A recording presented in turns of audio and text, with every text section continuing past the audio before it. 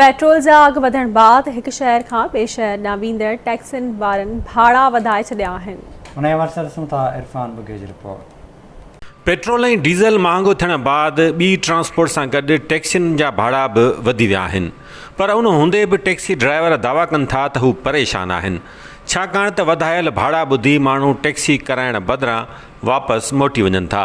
हैदराबाद जी ईदगाह वेझो क़ाइमु taxi stand ते मौजूदु ड्राइवर चवनि था त पेट्रोल महांगो थियण बाद हाणे संदनि गाॾियूं उस में सड़ी रहियूं आहिनि, छाकाणि त सवारियूं टैक्सी कराइण लाइ तयारु न आहिनि।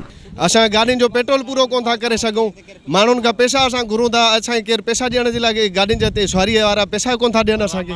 साईं असां जे लमसम में पैसा वठंदा आहियूं ॿधे जे हिसाब सां। असां ॾिसंदा आहियूं असांखे 2000 रुपया रोज़ी बचे, जेको असां ख़ुदि ड्राइवर आहियूं पाण।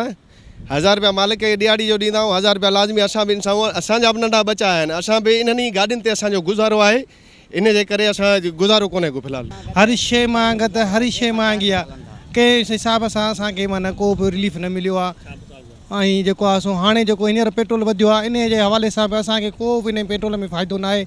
या त पोइ बहितर आहे त गाॾियूं असां मालिकनि खे वापसि करे किथे का मज़दूरी वञी कयूं त उहा बहितर आहे, बचनि जो पेट पालियूं। हिकिड़ी गाॾी जे पुठियां ईअं सम्झो 3 घर हलंदा आहिनि, हिकिड़ो मालिक जो, ॿियो असांजो, ॿियो असां सां गॾु जेके नंढड़ा छोकिरा हिते गाॾियूं धोइनि था उन्हनि जो। ठीकु आहे, उनजो हींअर जेकॾहिं असांखे रोज़ी न आहे, असां पाण बीठा आहियूं, मालिकनि खे बि कोन था मिलनि ऐं हुननि जो गुज़ारो बि कोन थिए। जेके वीचारा गाॾियूं किथां गाॾी धोराईंदासीं जेकॾहिं असांखे रोज़ी न आहे त असां उतां किथां सुबुह खां वठी फजर खां 5 बजे खां वठी हिते बीठा आहियूं, केरु पुछण जे लाइ न आयो आहे।